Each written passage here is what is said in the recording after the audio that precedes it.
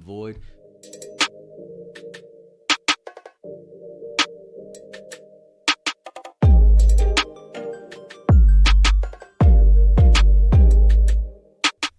Welcome to DDL, where we discuss everyday topics like current events and or controversial points of view. This is No, I'm Void. First things first, shout out to our sponsor, Candle Time. Head over to the link in the description to purchase a candle today. Bam, easy enough, right? Fair enough. I'm not going to do any of that other stuff like the screen sharing and all that. Yeah, no.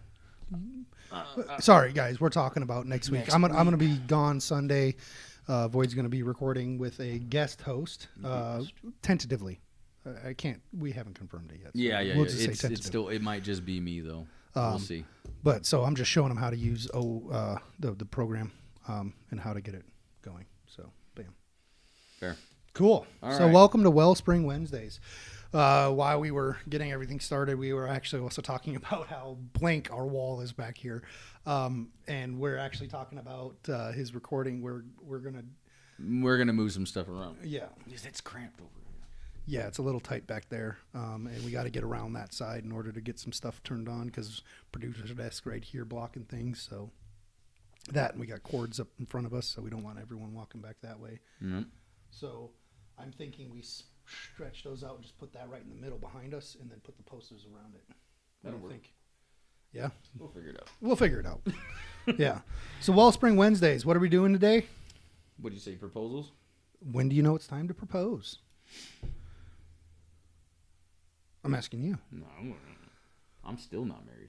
I know you're still not married. You say wife. But the question is I'm looking for tips, tidbits, and right. So when we were talking about this topic, you said if you love someone, that's when you know. Yeah, I mean, if it's genuine love and you're emotionally and financially like stable, obviously, yeah, I would do that. You know what I mean? But it also has to be wanted by the other party, and if they've made it cut and dry that they don't want marriage in their, you know what I mean? But then why would stay in the relationship at that point? Exactly. You know, it'll tell you. So in my mind, if you're in a relationship, the ultimate goal is to get to the point where you're marrying someone, right? Well, everything else is a job interview. Yeah, everything. Well, yeah. I mean, relationships are a job interview in a lot of ways. From a male perspective, it really is. Yeah. You are vetting whether or not the woman is worth investing, because men have a lot to lose by getting married in this day and age. A lot. At least 50%. And at least 50% and access to their children. Yeah. You know, some states are starting to wise up. There are some men's rights that are getting made, which is fortunate. But yeah, I think that's the ultimate goal. If you're in a relationship, the ultimate goal is to eventually leave the marriage. Yeah. So you said it's a job interview. So think about it in that lens. What things are you looking for to say, yes, we're ready to move to that stage? Well, obviously love has to be there. Yeah, because right? if you don't love your person, I'm more, what's the word I'm trying to think of? I don't know what the word is, but I'll try to explain it. So I was married once upon a time, okay, and I was only like 20 something, okay, and I thought that like she was the one, you know what I mean? She just wanted to be around me. She gave me that that validation that we talked about earlier.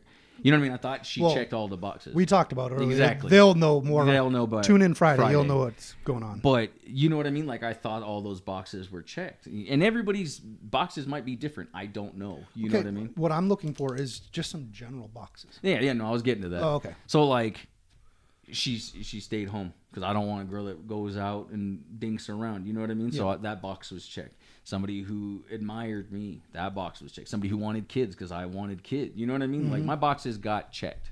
Okay. And then eventually those boxes became unchecked, hence the divorce. But that's another story. Yeah. So boxes like that, I would imagine. Okay.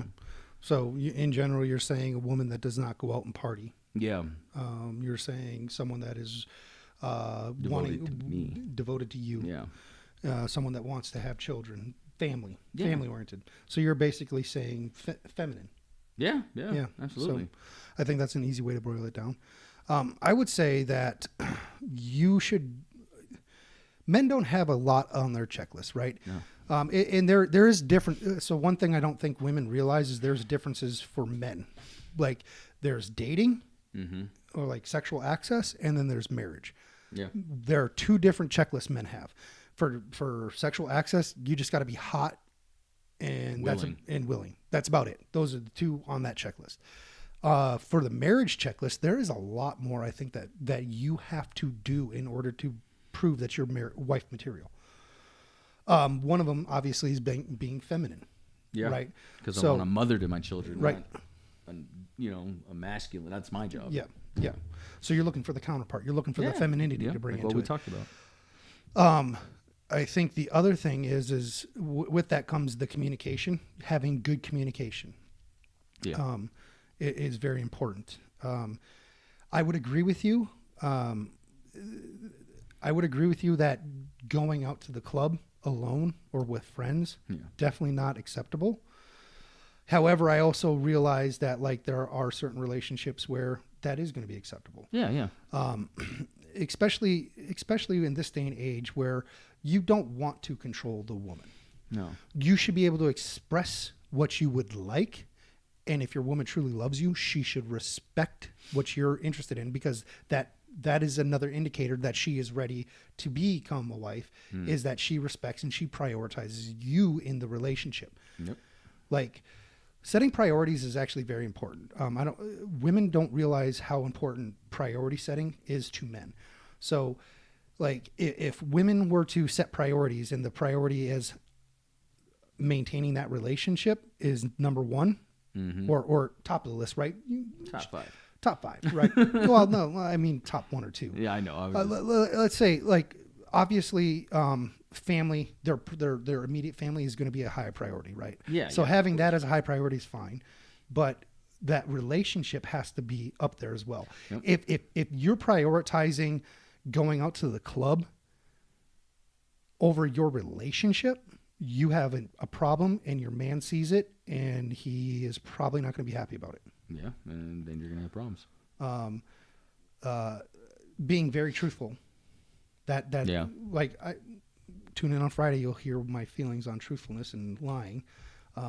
Being truthful to your man is very important, right? If you want to do certain things, if you're a woman, you want to do certain things, and you talk to your man and he doesn't want you to do that, and then you go behind his back and lie to him in order to do that. That's disrespectful. It's super disrespectful, and he's going to find out. I know women like to think that they're smarter than men. Men typically, don't get me wrong. On average, there are more smarter women than men. Yeah. But if you look at the extremes, one reason why like most of the geniuses are men is men make up the extremes, whereas women make up the median. The general. So it's unfortunate because like usually a higher tier, higher quality man that a woman wants typically is going to be very smart and is going to pick up patterns, is going to be able to tell things. Yeah. Whether or not he calls you out on it or plays a long game with you and is up to him. Yeah. And a lot of men I think a lot of men will play the long game in order to see whether or not to see if they're coachable, to see if they can get them to stop, because obviously they see something in them that is worthwhile. Yeah. There was something that attracted them to begin with. Yes. So it's very interesting, but yeah, those are kind of my checklists. Sounds reasonable to me. But then again, we have a lot of similar thoughts. Yeah. Right. I mean, don't get me wrong. Like if you tune in on Friday, you'll hear a conversation about cam modeling and OnlyFans. There are some men that are going to be accepting of that. I don't know. There are some men that are going to be. I think a lot of women think there are more men that are going to be accepting of that than there actually are.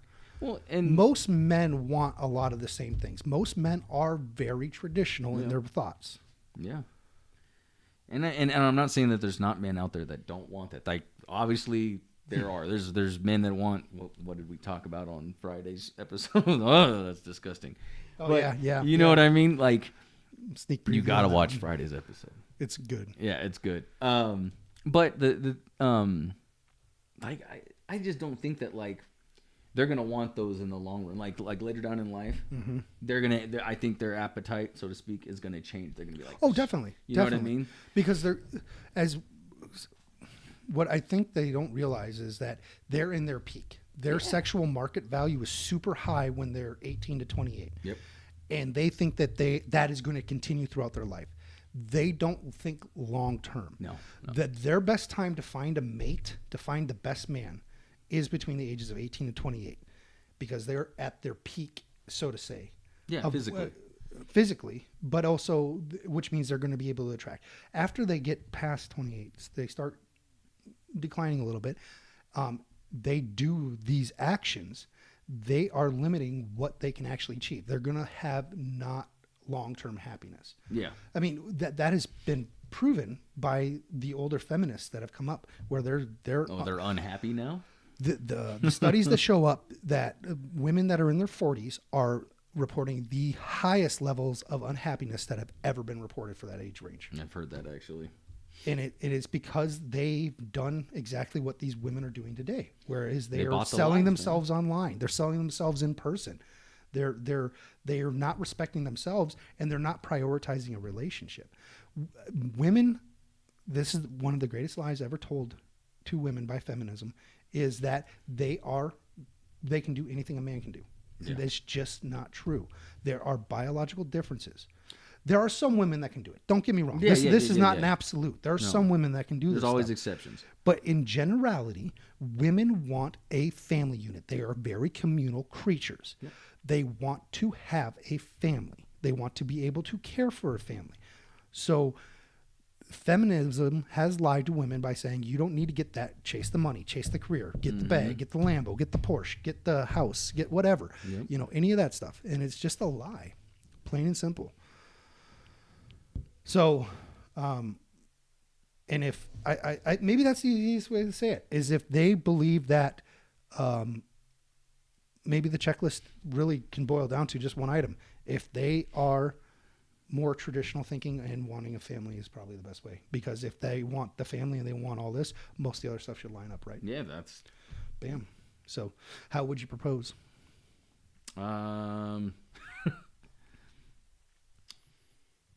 I'd probably do it in a secluded place where it was just me and my girl. Okay. Because not do one of those big public proposals. I don't like jump out of the cake. No, I'm good. I'm good. It's because that's private time. Like that's meant to mean something. You know what I mean? Like I'm not gonna just blur it out in front of everybody. No, I'm gonna take my time. I'm gonna have just me and her, and so it's something that is shared between us two. Yep. Hopeless romantic. I think the best way going about it is actually having a pre-conversation to get how, because let's face it, women tend to think about marriage quite a bit. Mm-hmm. And they all have a dream way of getting married. So having a pre-conversation like, hey, if this were to progress, how, do you have a proposal scenario in your head? Mm-hmm. And then take that feedback and plan around that as well. Right? Yep. You don't necessarily have to do exactly everything that they want. You got to make it a little bit of your own. You can't just do but you know me well enough, and I've said it well enough, where communication is super important, and you should. This goes back to the coaching. If a man coaches the relationship and is telling his woman what he expects in the relationship, he also has to take into account her feelings as well into things and work on a compromise. Yeah. So that's kind of where I draw the line right there. So. I think a lot of men that actually do care about their significant other and their feelings and stuff like that, not those lame dudes that just fucking leave or whatever, but sons that actually care about their family and their wife and stuff like that, they will do all that stuff naturally. They'll take all that into consideration, and they will provide that emotional security to their significant other. What I do find fascinating is that when women have men like that are actually trying to be nice, to actually be nice, they typically take advantage of. Yeah, they take a shit right all over them. And you guys wonder why then they end up becoming assholes. It's because it boils back down to the priorities. They are prioritizing other things over that relationship. Yep. Where if they were to actually prioritize that relationship, I don't think they realize. They probably would have got everything that they wanted. Exactly. So, all right, perfect. Well, let's end the Wednesday's episode. You good with that? Yeah. Everybody tune in for Fridays. That's going to be a good one. You should have been seeing clips dropping out already. Oh, did you put them up? No, they're generating right now. We're about to go over them, and then we'll start putting some out this evening, Monday, Tuesday. He killed it. I didn't kill shit. He killed that show. You did. You did really good on that episode. I thought it was a pretty good show. I was excited. I'm excited to keep moving forward with this format. You get air conditioning. I actually have a unit out there. I was actually thinking about that. I have a spare unit that I'm thinking of putting upstairs, and then bringing the one that I have upstai's down here because it's a little smaller. If we keep doing like what we did today. Yeah, because there was too many people. The lights, everything turned on. It got hot. It got hot. I didn't think it was going to get that hot. I didn't think so either. Well, because we're in the basement. Yeah. Like, it's pretty cool down here usually. Yeah, usually. Like right now, it's nice. Yeah. It's cool. Well, we don't have 4 or 5 extra bodies in there. So it's, yeah. But, well, you felt all hot the camera got. Yeah. I mean, it got so hot that it drained the battery. Yeah. It turned it off. It turned it off, so we had to go and do it mid-show. Anyway. So, fuck. Yeah. All right, guys. Have a good one. Peace. Thank you for watching. Till next time. Peace.